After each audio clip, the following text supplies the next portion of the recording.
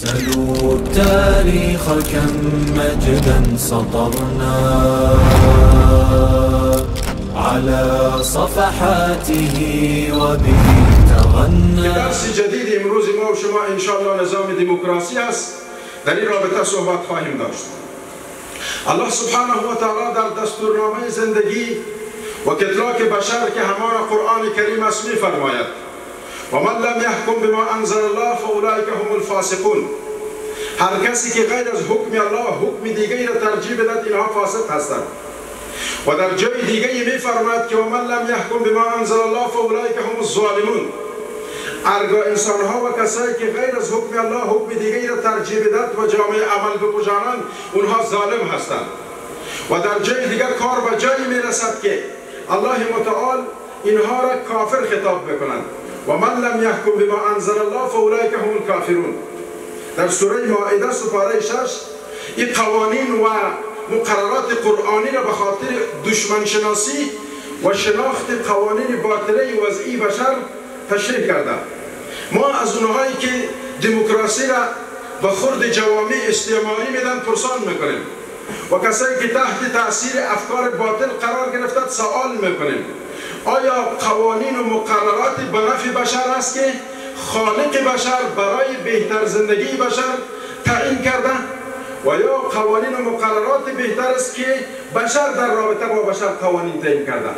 زمانی که بشر برای بهبود زندگی بشر قوانین تعیین کرد، یکی از جمله قوانینشان را ما دیدیم که در فرانسه قانون درج قوانین اساسی اونها شد که امان قسمی که یک مرد با زن ازدواج میتواند، زن با مرد ازدواج میتواند، بعد از تصویب و تدویر این قانون مرد با مرد و زن با زن ازدواج میتواند.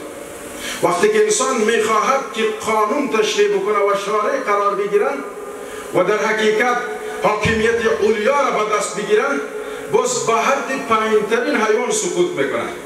حتی اجازه میداد که انسانها با حیوانات ازدواج بکنند و این در ممالک غربی چیزی نیست که ما نشنیده باشیم. ما پرده از رخسار دموکراسی امروز بر میداریم.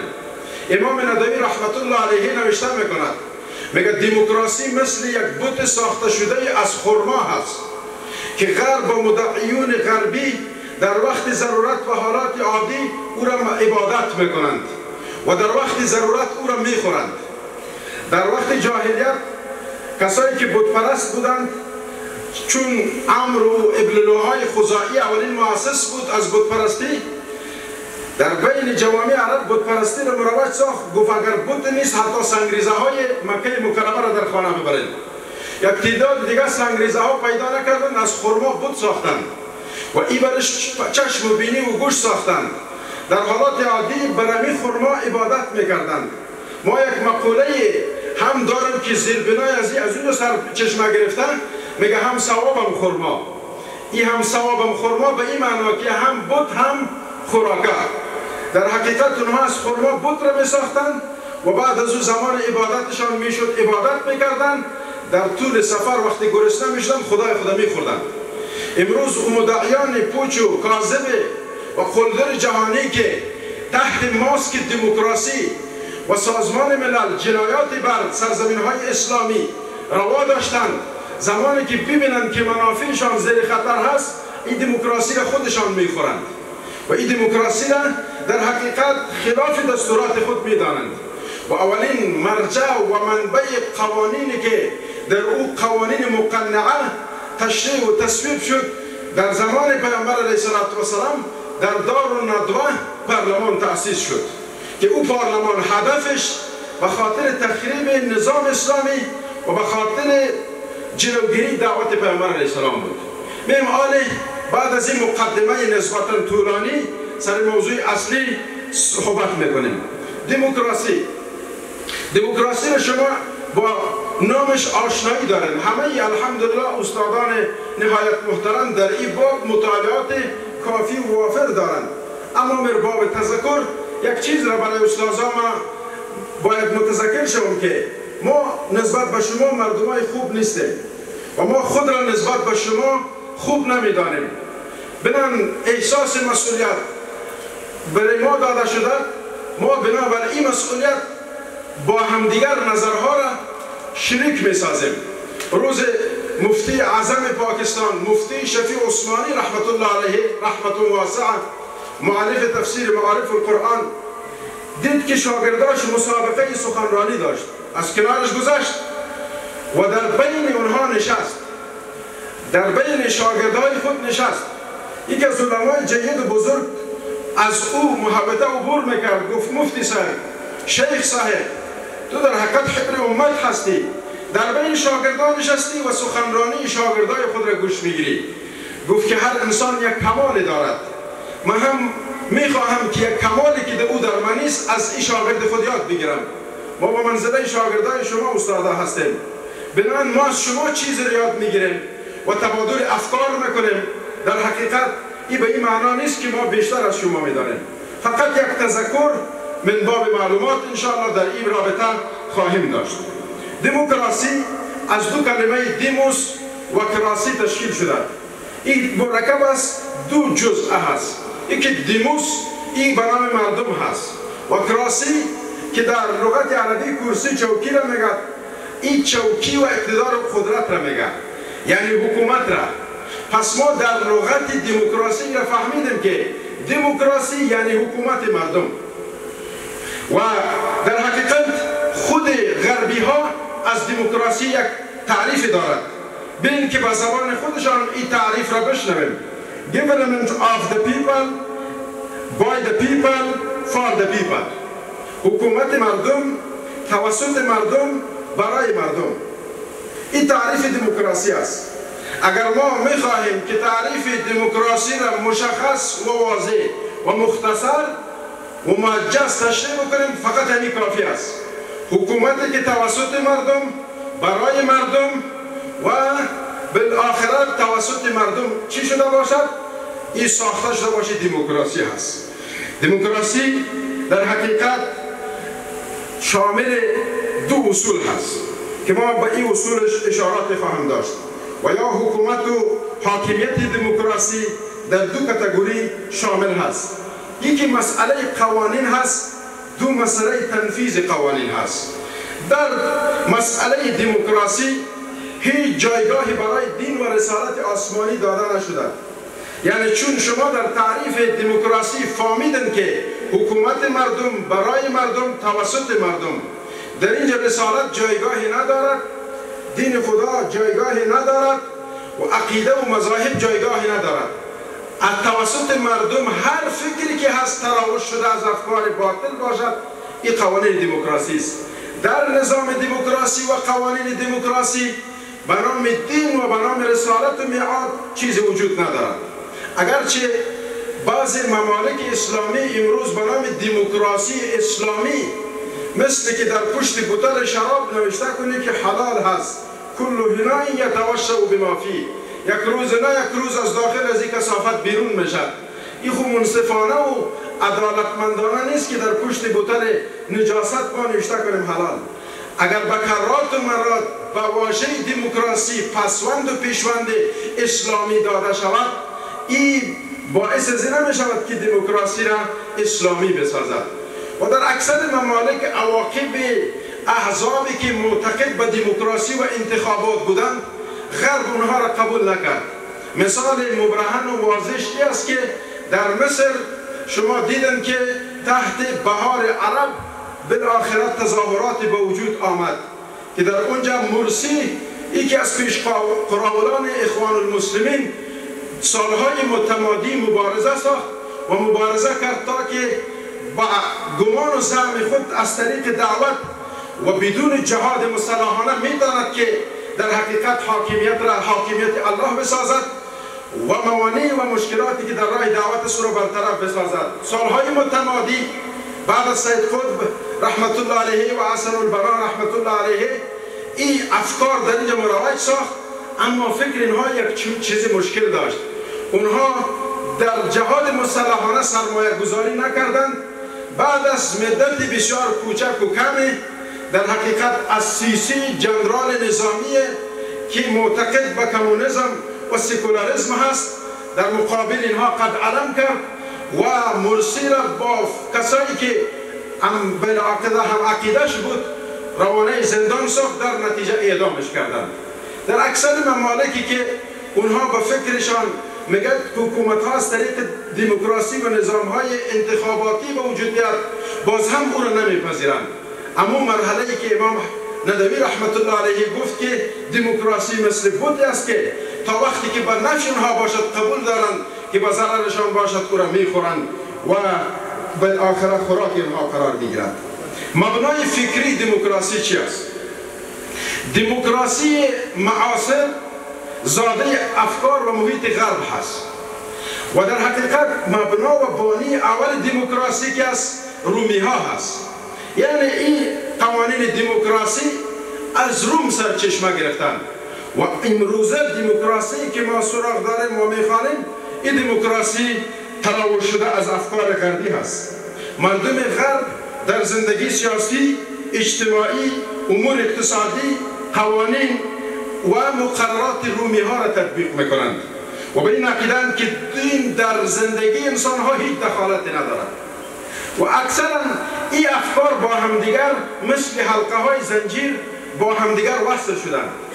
سکولاریسم بدون دموکراسی نیست. در کمونیسم ریشه های دموکراسی نهفته است. چون ما این موضوعات را که انتخاب کردیم با شناخت یکش موضوع دیگر واضح‌تر میشه. اگر ما دموکراسی را نفهمیم، سکولاریسم را نمیفهمیم. اگر کمونیسم را نفهمیم، الحاد را نمیفهمیم. بنابراین آنها با همدیگر مثل حلقات زنجیری رابطه دارند. اصول دموکراسی چی است؟ اصول دموکراسی بر دو اصل استوار هست. یعنی دموکراسی بر دو پایه‌ای که اونها خودشان ریختن، اصل در حقیقت که اصول دموکراسی و زیربنا را تشکیل میدهد، یکی سیادت یا حاکمیت علیا هست، دوم اصل حقوق و آزادی هست. ما در کاتگوری اول حاکمیت یا سیادت را تعریف میکنیم. سیادت یا حاکمیت سلطه و یا قدرت مطلقه هست که به صورت مستقل حق صدور حکم را دارد.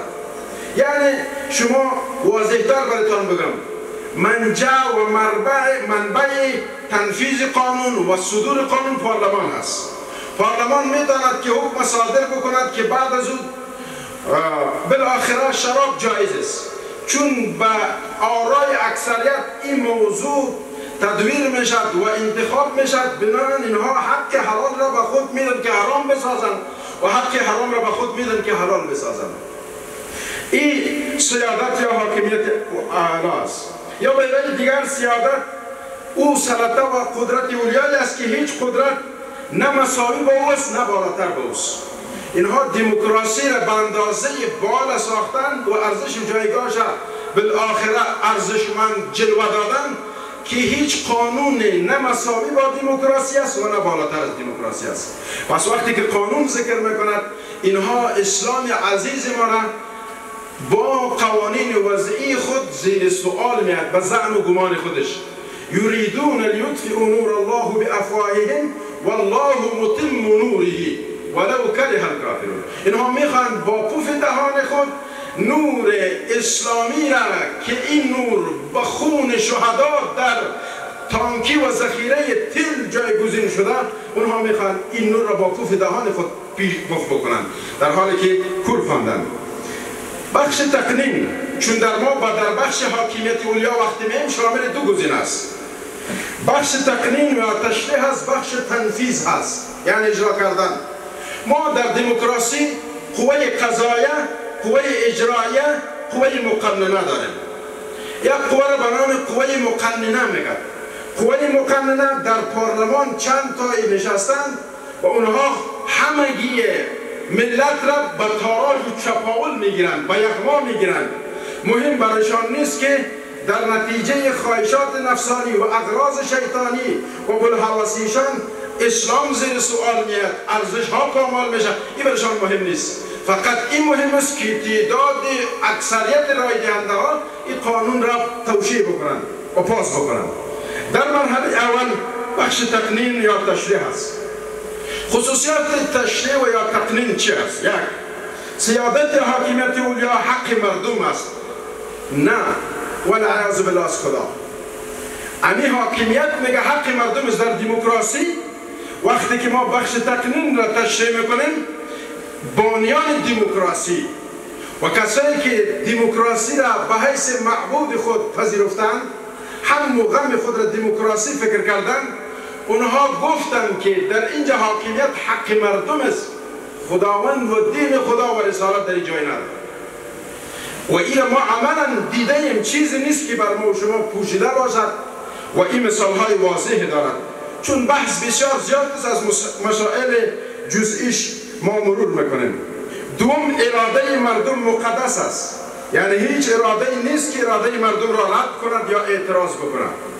مثلا یک پادشاه یا یک رئیس جمهور، ولو که دو تابعیت می باشد، ولو که سکولاریسم می باشد، ولو که کمونیست می باشد، ولو که ملحد می باشد، ولو که حتی یک خارجی الاصل می باشد، بر بنیاد رایگیری و رای اکثریت ملت گماشته شود، کسی حق مبارزه و حق مخالفت را علیه از اون ندارد. چرا؟ اراده مردم که هست در دموکراسی میگه مقدس است. اراده مردم را مقدستر از دین خدا بکردن و این خودش کفر است. و هر کسی که اگر به این فکر باشد که اراده مردم نسبت به اراده الله مقدس است، بدون شک و تردید در اسلام از این باید شک کرد. و اکثریت، رای اکثریت معیار حق است اگرچه باطل باشد. در دموکراسی حاصل تقنین رایگیری هست، رای میگیرند. مثلا فردا یک هندو شاید والی یک شود، ولایت شود، در پهلوی از یک بنام مسلمان هم خود را کاندید میکند، بنام فرض مثال یک کسی دیگه خودم کاندید میکند، اون دو با امی مسلمان هیچ تفکیک و تمیز از نگاه دموکراسی ندارد. میگه تابعیت از این مملکت را دارد، در حقیقت اگر برای اکثریت اون دو میبرد، اون دو سرپرست از این ملک میشه. اگر اون دو به اساس رای اکثریت مثلا رئیس جمهور بشد در یک مملکت به نام اسلامی، میتواند که شود در قانون دموکراسی. در قانون دموکراسی چنون خزعبلات و مرداری های وجود دارد. چهارم، عقل یگانه مصدر قوانین است و چیزی را که خوب بداند خوب هست، چیزی را که بد بداند بد هست. یعنی روز گذشته جناب دکتر صاحب صمیم در رابطه با عقل مثالهای واضحی دادند، اما در اینجا عقل باید در دموکراسی جایگاه اول را داشته باشد. با اندازه ای آزادی در نصاب دموکراسی روز به روز مشرح میشد که کم کم انسانیت را به جای حیوانیت انتقال میکنه و مثالهاش در غرب دیده میشه. یک، آزادی عقیده در دموکراسی. در دموکراسی یک انسان مکلفیت و مسئولیت ندارد به دین پابند باشد، این یک امر اختیاری هست. میتواند که مسلمان باشد، میتواند که کافر باشد، یک امر اختیاری هست. مجال عقیده برای اینها باز است و هیچ میشد که یک نفر بیخی ملحد باشد. در دموکراسی این برای مردم پابندی در این وجود ندارد که دین خود را ترک میکند، مرتد میشد، در نهایت کدام جرم و جزای برش نمیرسد. دو، در دموکراسی هیچ قانون و مراجع حق ندارد که در حقیقت فرد را در تبدیل دینش محاسبه بکند. مثلا شما به نام عبدالرحمن یک نفر را دیدن که قرآن فارسی چاپ کرده بود، یا به نام غوث زلمه کس را دیدن که عقاید اسلام را تحت تبلیغات خود قرار داد. اما لیکن در دموکراسی دیدیم که نه اعدام شد نه بندی شد، زندان ها از علما پر بود و بالاخره حکومت جمع کثیری که در رأس قرار داشتند اونها بر بنیاد عقیده دموکراسی زندگی میکردند. در دموکراسی آزادی اظهار نظر هم وجود دارد. آزادی رای در دموکراسی از این جمله است که هر نفر هر نظری که میتواند بدهد، شاید این نظرش خلاف نظریات اسلامی باشد، لیکن این آزاد هست در نظر خود. شما دانستن و اظهر من الشمس برای شما بود که یک نفر اگر از عقاید اسلامی دفاع میکرد و به خاطر ارزش‌های اسلامی و مکاید دشمن را معرفی میکرد، جایش بندیخانه بود. برعکس یک نفر اگر مردم را به عیاشی و فحاشی دعوت میکرد، در گردنهاش گل انداخته میشد. رقاصه ها در نظام دموکراسی تقدیر میشد، علما به شهادت میرسید، هنرمندهایی که شب و روز به خاطر بیدینی نسل جوان سیستماتیک کار میکردند بدون وقفه به نام ستاره افغان و به نام فلان و فلان، روز به روز اونها تشویق میشد، مصارف گزاف اونها داده میشد. از طرف دیگه علما به خاطر فقط شنیدن قرآن کریم باید سالهای متمادی در پشت میله های زندان قرار میگرفت. اما برای خود و منافع خود اگر کسی صحبت میکرد در منافع دموکراسی اون مجال داشت. آزادی رای در دموکراسی یکی از جوانب آزادی هایی است که وجود دارد. کاشکی آزادی در راه پخش و نشر اسلام ناب می بود. بله، آزادی برای احزابی بود که اونها را میگو فضیلت نماز را بگن، فضیلت وضو را بگن، طریقه تیمم را برای مردم تشریح بکنن، فضیلت نماز جمعه را بگن، لیکن از نظام اسلامی صحبت نکنن. احزاب را بالایشان امضا گرفته بود، احزاب مختلفی که به نام احزاب اسلامی در افغانستان فعالیت میکردند، اونها تحت حاکمیت دموکراسی قوانین دموکراسی را پذیرفته بودند. اونها نمیتونستند که اعلان جهاد بکنند. مثلا من نام نمیگیرم، تعدادی احزابی بودند که یک 5 شماره بود، جز 5 شماره چیز دیگه را در نظر نداشت و این کسایی که به این 5 شماره اعتقاد نداشت کنم از مذهب و از دین خود خارج میساخت. یک تعداد دیگه میگفت که نجات امت فقط در دعوت است، جنگ و قتال مشکل از این امت را حل نمیسازد. اگر در اون دینی که جهاد نباشد، در اون دینی که دعوت نباشد، در اون دینی که قتال نباشد، و دین خود در اون دین چی مانده دیگه؟ بس او را اسلام امریکایی باید گفت، او که از کاخ سفید سرچشمه میگیرد. اونهایی که والعیاذ بالله قبله خود را کاخ سفید انتخاب کرده بود، هر حکم و امر و نهی که از اون صادر میشد لبیک میگفت و سر تعظیم اونها میگذاشت. اونها حق رای را داشتند، لیکن کسایی که به خاطر دین الله کار میکردند، مدارس باید بمبارد میشد، مساجد باید به خمپاره‌های بزرگ سلاح‌های مدرن اینها خاکریزه میشد. کسایی که عقیده داشت در پشت پنجره‌های زندان بعد سالهای متمادی همچون زندان بدنام بگرام و زندان گوانتانامو و زندان پل چرخی شب و روز را سپری میکردند. ایچون اونها حق آزادی را نداشتند و به نام سازمان ملل هم یک چیز را ساختند. ظاهرا مردم تازه مردمی که نسبت به دموکراسی خوشباور بودند، اینها را گفتن به نام سازمان ملل هم یک چیز وجود دارد. یکی از فرزندان و کودکان فلسطینی از پدر خود پرسان کرد، گفت که وظیفه سازمان ملل چیست پدر؟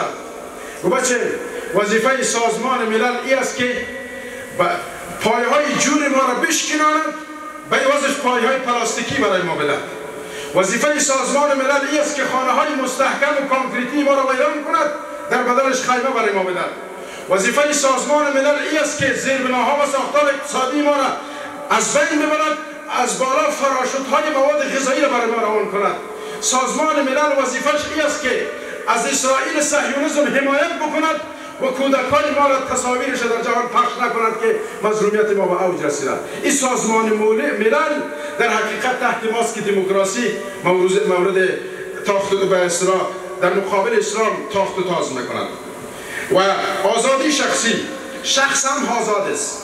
در نظام دموکراسی اشخاص آزاد است، هیچ پابندی و قیودات وجود ندارد. هر کار را که میکند، روا کار میکند، ناروا، بد اخلاقی میکند، خوش اخلاقی میکند، در دین دموکراسی و عقیده دموکراسی او مجرم نیست. در دموکراسی زنا، لواطت و کارهای مشابه به این حق شخصی انسان میباشد و این اعمال تا وقت جرم پنداشته نمیشود که بر رضایت و میل دو طرف نباشد. بل قانون جزا یا قانون مدنی که در محاکم در نظام جمهوریت تطبیق میشد، بندهای مختلفش شما ببینید که اگر یک بچه با دختر در حقیقت با عمل خلاف عفت گیر میشد، او کسی که مانع کارشون میشد او مجرم بود، دو تا دیگه مجرم نبود. برای زنهای فاحشه خانه های امن ساخته شده بود، برای دخترای فراری و پسرای قراری مسئولیت داشتن همگیشان، چون تا زمانی میگه جرم نبود که بالای ازی به ظلم و جبری کار نشده بود. پس در حقیقت دموکراسی رو شما ببینید در جنگل هم حیوانات هم شرم دارند، در نظام در جمهوریت و دموکراسی حتی نظام جنگل هم حکم فرمانی است. یک کتاب را خواندم، پشت مجله نوشته بود 2 زوج خوشبخت. من اون سفر را پیدا کردم، دیدم که یک زن با یک سگ ازدواج کرده. موضوعات تا آخر خواندم، زن نوشته کرده بود که با 100 نفر رابطه جنسی داشتم و از یکیش هم وفا را ندیدم. حالی مجبور شدم با یک سگ ازدواج کردم، با تمساح ازدواج کردن. آزادی شخصی دارن، مهم نیست که چی کار میکنن. با مرکب و با اسب و با مار با عقرب ازدواج کردن و این افتخار میدانند. کشور فرانسه تازه چند روز قبل، چند سال قبل این قانون را بالاخره صادر کرد که مرد با مرد ازدواج میتونه، زن با زن. این کدام اشکال ندارد. همجنسگرایی را در قانون دموکراسی حق کردند.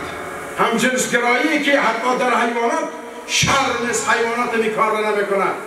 در ممالک اسلامی متاسفانه هم این جزء لاینفک قوانین خود قرار دادند که اون ممالک هم شما میشناسند. و عملا به نام همجنسگراها امروز در صفحات مجازی اونها مصروف جمع‌آوری بالاخره هم فکرهای خودستند و تعداد همجنسگرایایی که در اینجا بودند اونها هم رخت سفر بستند در قالب جوامع مدنی و بالاخره فلان و فلان. حق آزادی بیان و تبلیغ که در مسئله حق آزادی رای تشریح شد، آزادی بیان در محدوده دموکراسی هر کس که به ضد نظام هر چیز میگه و بیانش آزاد است. لیکن در جراید و روزنامه هیچ کس به خاطر بیداری امت باید چیز را نشر نکند. حتی مفتی حکیمی زمان تازه اوایل تأسیس دولت در رابطه با جنایات امریکا یک چیز مصاحبه ای داشت. او به خاطر که چرا تو در رابطه با جنایات امریکایی هم مصاحبه کردی، او بالاخره از مورد تاخت و تاز قرار گرفت. یا بالاخره کسانی که در ممالک دیگه جنایات امریکایی را واضح و مبرهن میساخت، اونها را به تروریست لقب میدادند. چرا از این جنایت پرده میکشند؟ پس آزادی بیان فقط به خاطر منافع دموکراسی بود، نه به خاطر منافع دینی. حق مسکن در دموکراسی چیز دیگه ای که از حق مسکن هست. مسکن جای سکونت را میگه، یعنی یک نفر میتونه که در هر جای سکونت بکنه بدون قید و شرط. قید و بندی در اینجا خیلی شرط هم نیست. میتونه که یک نفر در مملکت کفری زندگی بکند، میتونه که به خاطر قبولیت از اون مملکت از دین خود بگردد، چون آزاد است آدم و مسکنت در هر جای برشان اجازه است در دین دموکراسی و دید دموکراسی. عقیده ملکیت و حق ملکیت را هر کس به هر شکلی که مالک یک چیز میشه وضع است، ولو که دزدی باشد، چپاول باشد و غارت باشد.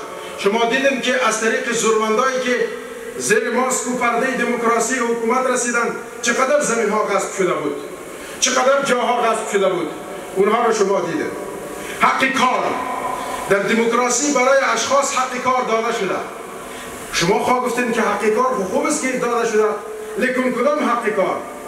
کاری که منافی با فطرت انسان و منافی با اسلام هست، او در دموکراسی جایگاهی داشت. میتونست که یک نفر اگر حلال باشد و یا حرام کار بکند، میتونست که از طریق تجارت شراب یک نفر کار بکنه، پس میگفت که حق کار را دارد، تجارت میکنه.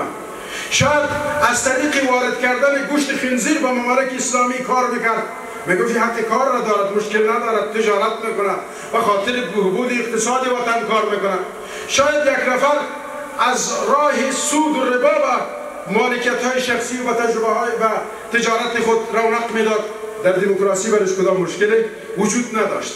شما دیده بودین که عملا به خاطر ربا و سود وسترن یونیون در بانک ها بالاخره اعلان میشد که شما پولهاتون را در بانک بمانید، بعد از وقت قدر جایزه بخت باز کن و فلان این چیزها تشریح میشد. حق تعلیم و تربیت برای هر شخص حق تعلیم و تربیت را میدادن.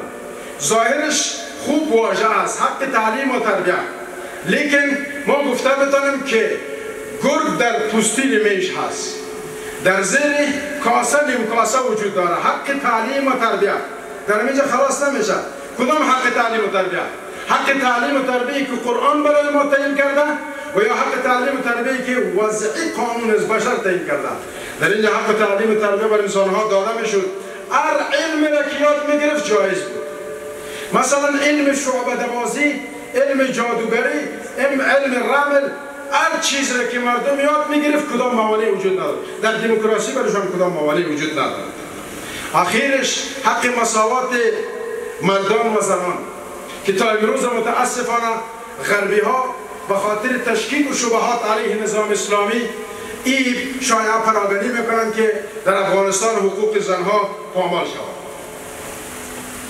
ما برای اینها میگم، برای غرب هم میگم، برای شرق و به متبعین و کسایی که بنده های دموکراسی بر اونها هم میگم، شما از کدام حقوق زنها صحبت میکنند؟ ما خو میگیم قرآن ما میگه و اذا بشر احدهم بالانثى ظل وجهه مسودا وهو كظيم يتوارى من القوم من سوء. الله سبحانه و تعالی پرده از رخسار جاهلیت عرب بر میدارد. میگه و اذا بشر احدهم بالانثى، زمانی که بر اینها مژده پیدا شدن دختر را داده میشد، ظل وجهه مسودا وهو كظيم، چهره هاشون سیاه میشد، رگهای گردنشان ورم میکرد، باد میکرد. حالا میگفی بدبختی را کجا ببریم؟ در خاکش دفن بکنیم، در آتشش بندازیم. و اکثریت دخترای نوپیدا و تازه پیدا را آیا عربها و کفار و جهال در عمق دل خاک فرو بر نبردند؟ قرآن میگه و اذا الموءودة سئلت. ما برای مدعیان کاذب دموکراسی میگیم شما کسایی بودند که دخترایی که ندای اب را سر میدادند در عمق دل خاک فرو بردن. شما کسایی بودند که به زن اصلا شما عقیده داشتند که آیا این انسان هست یا نیستند. رومی ها تا سالهای متعدد ایران مانده بودند که آیا زن هم انسان هست یا نه. ایرانی ها و فارسی ها در این عقیده بودند که وقتی که زنها مرض ماهوار میاد نجس است، باید از اینها دور بشوند. و از اینها میگفتند که زن انسان نیست، این از جنی ها استفاده شده است.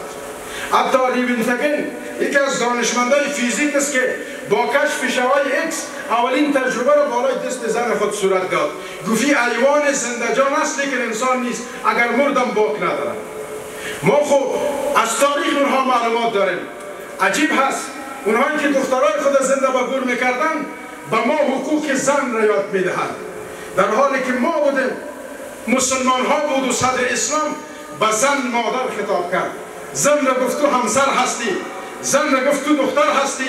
پیامبر گفت کسی که دو دختر را پرورش بدهد ما و او مثل دو انگشت در بهشت هستیم. رسول گرانقدر اسلام به زن چنان ارزش قائل میشد تا زنی که بهترین زنها را در تاریخ معرفی میکند، خدیجه الکبری، مریم بنت عمران، بیبی هاجره، بیبی ساره و همچنان فاطمه الزهرا رضی الله تعالی عنها و زنهای مطهرات دیگر. ما در زنها قهرمانایی داشتیم که خیلی مردان نمیتواند که با پایش برسد. جا دارد که یک زن را معرفی بکنم. مادر زبیر ابن عوام، صفیه رضی الله تعالی عنها، کسی بود که در غزوه خندق مسلمان ها و زنها تعدادی در محوطه بودند. مسلمان ها در حفر خندق مصروف بودند.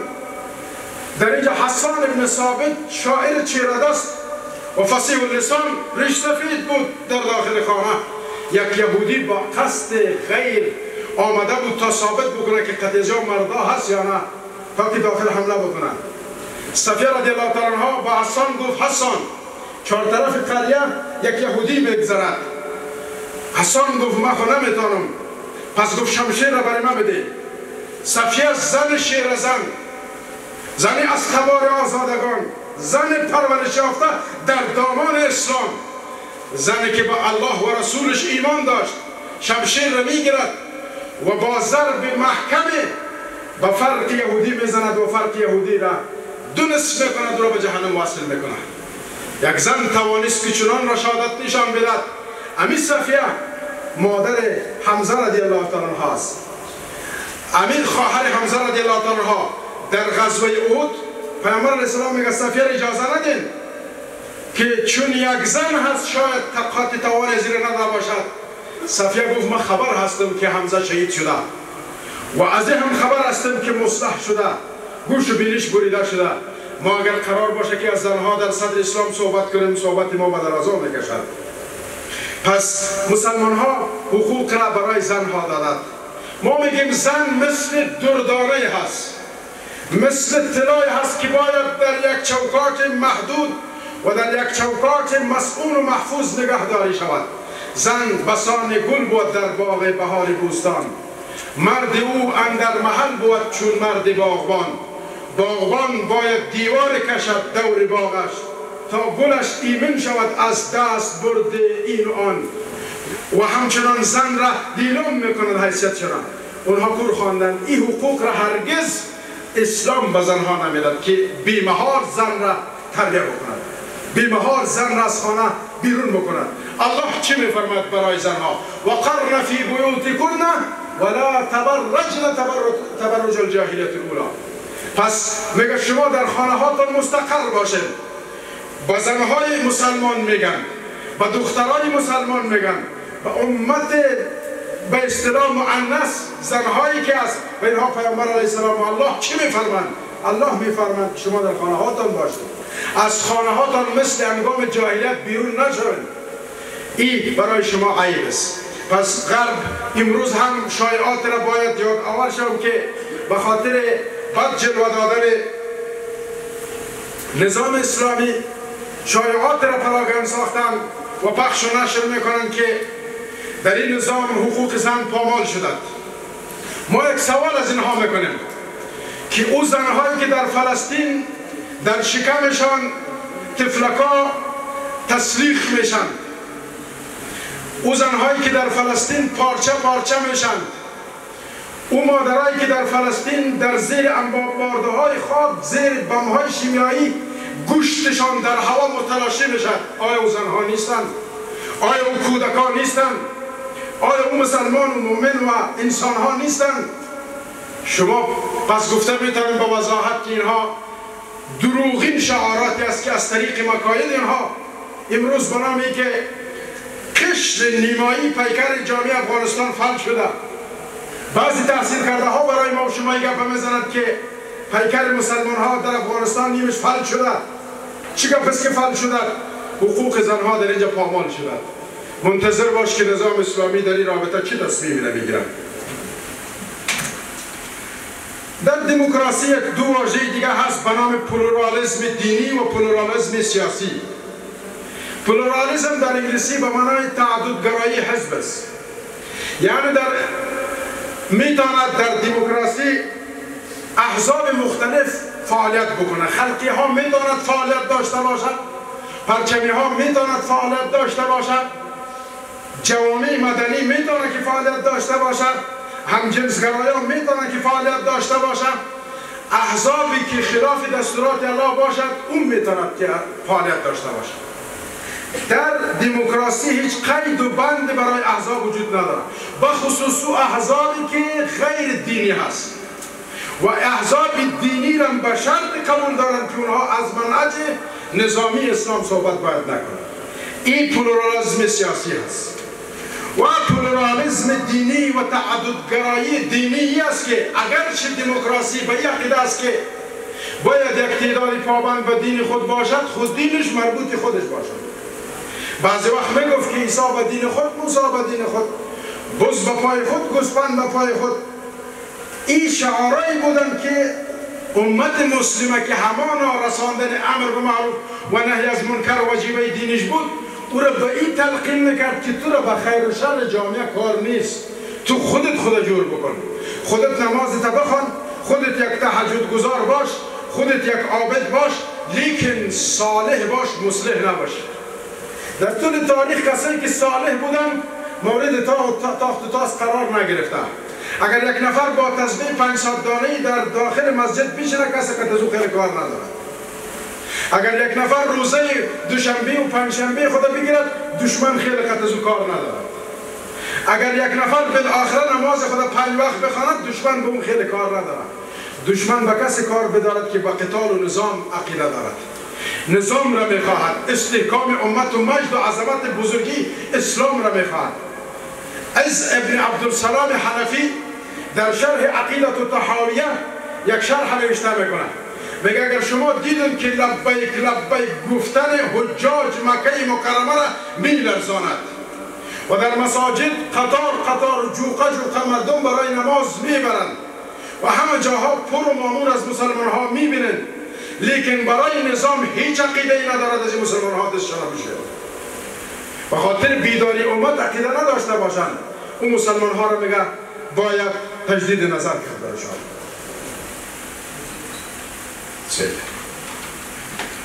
موضوع بعدی که از تقریب هست، موضوع دموکراسی در اینجا خلاص شد. تقریب، موضوع تقریب هم جالب موضوع است. تقریب غربگرایی یا غرب سازی هست و آراستن انسان ها به شکل و مدل و قیافه غربی این تقریب میگن و مستعمرین در غرب به شکل سیستماتیک هم در فکر تقریب ساختن امت هست. فرهنگ، ثقافت، کلتور و عنعنات ممالک اسلامی را میخوان به شیوه غرب جور بکنند. از مسلمان ها میخوان که لباسش مثل لباس اونها باشد. از مسلمان ها میخوان که خوراکشان مثل خوراک غرب باشد. از مسلمان ها میخوان که ثقافت های متون دینی خود را پامال کنند و ثقافت های دینی اونها بروند و ثقافت های عقیدتی اونها بروند. حتی بعضی را دیدن شما در نظام های دموکراسی در پشت مصاحبه می نشست یک چند تا کلمه انگلیسی را در پشوند و پیشوند اضافه میکرد تا که متمدن معلوم شود و خود را کوشش میکرد که به کلمات آراسته بسازد. در حقیقت این تقریب هست. تأسیس و افراد برازنده تقریب در سال 1200 میلادی و 1800 هجری، در سال 1839 میلادی متاسفانه مسلمان ها زیر تأثیر قرار گرفتند. سلطان عبدالحمید عثمانی با وجود کارکردهای مثبت و بهتری که دارد در این زمان با ممالک غربی اجازه دخول داد به ممالک که در ممالک اسلامی بیایند و خدمات عسکری را انجام بدهند. سلطان سلیم سوم انجینران و مؤسسین سویدنی را به خاطر ایجاد مکاتب و مدارس حربی در ممالک اسلامی موظف ساخت. والی مصر محمد علی در سال 1805 ولایت به دست گرفت و شاگردای مصری که الازهر بود و ممالک غربی فرستاد و در سال 1924 مصطفی کمال اتاتورک در ترکیه که کسی بود نظام خلافت عثمانی را از بین برد، فکر تقریبی را در ترکیه مروج ساخت. افکار اونها چی است؟ افکار اونها، عقیده اونها قسم دموکراسی است و پیامبر علیه السلام در رابطه با پیروی از تقریب چی می‌فرماید؟ لتتبعن سنن من قبلكم شبرا بشبر و ذراعا بذراع حتی لو دخلوا جهر ضب لدخلتموه. پیامبر علیه السلام ما را هشدار داده در رابطه با این افکار. لتتبعن سنن من قبلكم، امت ما میگه یک گروه پیدا می شود که او ماضیه گروهی که هست و افکاری که هست اونها را پیروی میکنند. شبرن به شبرن، ذراعا به ذراع، گز به گز، وجب به وجب، حتی تا جایی که اگر سوسمار داخل سوراخ شود مثل سوسمار نام داخل اونها میشه، بدون از اینکه یک تفکیک و فیلتر داشته باشد فرهنگ های غربی را پیاده میکند. غرب فرهنگ های اسلامی را پیاده میکنه که فیلتر برش مانده، خلی که مسلمان ها بدون فیلتر استفاده میکنند. افکار و معتقداتشان امی است که ابن خلدون میفرماید، میگد که موقف مغلوب را در برابر غالب در تمام شهر است. مغلوب همیشه دوست دارد که غالب را پیروی بکند و کتاب های خطرناک تقریبی که نوشته شده به نام اسلام در عصر جدید به نام ویلفرد کانتون سمیت، مدیر مهد دراسات اسلامی در پانتون مکجیل کندا، این کتاب را نوشته کرده و همچنان اسلام به کدام سو می رود، الی این یتحجه اسلام، به کدام سو حرکت است، پروتکل های حکمای صهیونیسم. این کتاب های است که در رابطه با تقریب نوشته شده و یک کتاب دیگه هم نوشته شده که در بخش ادبیات و زبان ادبیات دری و پشتو و زبانهای ناولیک به کار می رود به نام قصه های 1001 شب هارون رشید که هارون رشید یک فرد صالح از امت بوده. کتاب های شایعات و ناول ها را در این رابطه جور کرده مردم را به این مصروف بسازند. و همچنان بعد از جنگ حطین که سلطان صلاح الدین ایوبی اسرائیل را فتح از بین برد و قوای صهیونیسم را شکست داد، فلسطین را فتح کرد. سلطان صلاح الدین ایوبی یک جمله بسیار تاریخی گفت: لن یعودوا الیها منا رجال. برای امت گفت که هرگز اگر در ما مردا باشد دیگه اسرائیل بالای فلسطین حمله نمیکنه. اگر در بین ما رجال باشد، در قرآن کریم مردا را رجال گفتن: من المؤمنین رجال صدقوا ما عهد الله علیه فمنهم من قضى نحبه و منهم من ینتظر و ما بدلوا تبدیلا. الرجال قوامون علی النساء. مرد با انداختن نیکتایی نیست، مرد با کلوف کردن سبیل و برود نیست، مرد با دو تیغه کردن ریش نیست، مرد با استایل کردن و پوشیدن لباس تنگ لی نیست. مرد عقیده ناب اسلامی میخواد. هر کسی که ولو که قدش یک برس باشد، ایمان داشته باشد، اون مرد هست. در اینجا گفت که وقتی که دوباره اسرائیلی ها صهیونیسم حمله کردند در مسجد اموی ها، به نام هنری گوارد با تکبر آمد قبر صلاح الدین قتل لغت زد، لغت کوب کرد. گفت: بخیر صلاح الدین ایوبی که ما دوباره آمدیم. تو خود گفته بودی که اگر در بین ما مرد باشد ما نمیم، لیکن اون مردای شما در کجاست؟ در موضوع الحاد انشاءالله روز بعضی صحبت خواهم کرد، چون وقت به اتمام رسیدد. اگر برای من اجازه بده 5 دقیقه الحادم تشریح کنم. بیا موضوعات فاطریسی. فقط الحاد را من مختصر تشریح میکنم. الحاد از کجی گرفته شده و در زبان عربی لحد در قبر قسمت کنده شده ای که به طرف قبله کنده میشه او را لحد میگه.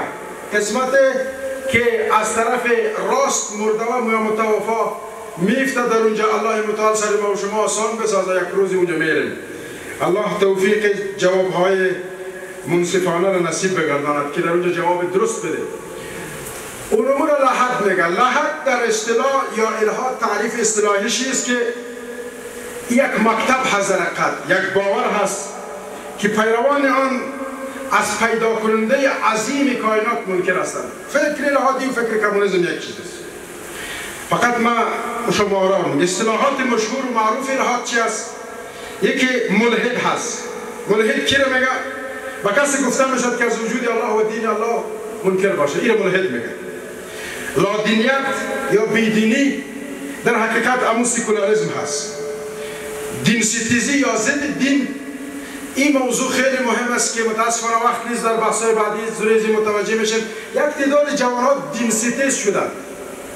زمانی که یک دستور شرعی را میبینن در مقابلش بالاخره سمعنا و اطعنا نه، در مقابلش گردنکشی میکنن، دلایل میتراشن، توجیهات میکنن. این دین ستیزی میگن، دین گریزی میگن و سیستماتیک به خاطر ازی کار میشه. نادانان یا جهال هست و همچنان تردید کنندگان و شک کنندگان هست. این خود شبهات و شک کنندگان یکی از عربه های جنگ استعماری و فکری است که شک پراگنی میکنن. این هم در بخش بعدی انشاءالله تشریح میشه. انواع و اقسام الحاد. الحاد فلسفی است. الحاد فلسفی متاسفانه در ادبیات و زبان جایگزین شده. یکی از استادایی که همینجا حضور دارد چند سال قبل برای معاصر بودن قصه کرد، گفت فلانی ولایت ما معاصر هستیم، استاد برنامه فلسفه است، برای ما گفت که شیطان یا ابلیس وجود ندارد. ما هم گفتیم که چطور وجود نداره؟ گفت با چشم دیده نمیشه ابلیس وجود ندارد، در حالی که قرآن میگه این شیطان لکم عدو مبین، شیطان برای شما دشمن آشکار است. فلسفه الحادی هم وجود دارد. الحاد علمی هم یک نوع از الحاد است که بنابر تکامل نظری داروین و فرمید است که یک تعداد محصلین امکان دارد در پانتونها روانشناسی را خوانده باشد. فرمید، نیچر، داروین.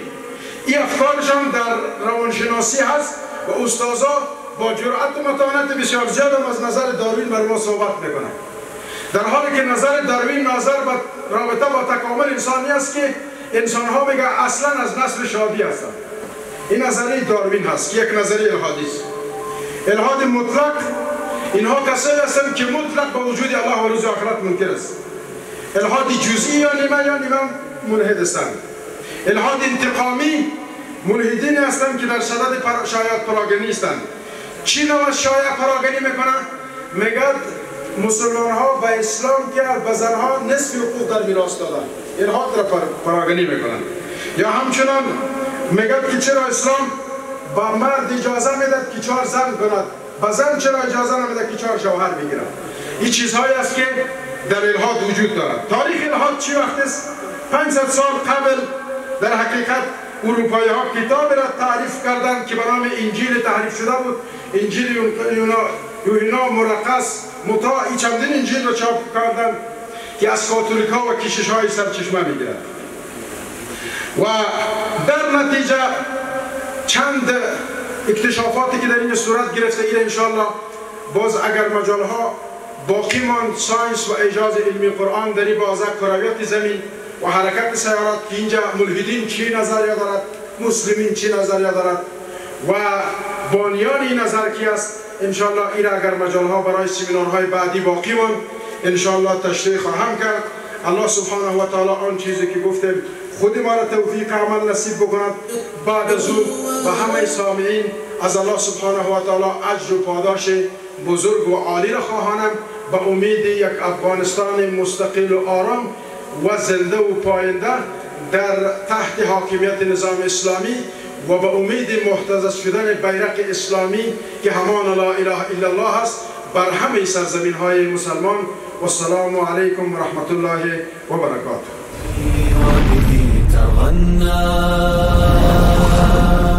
تهاب الأسد وطأتنا لأننا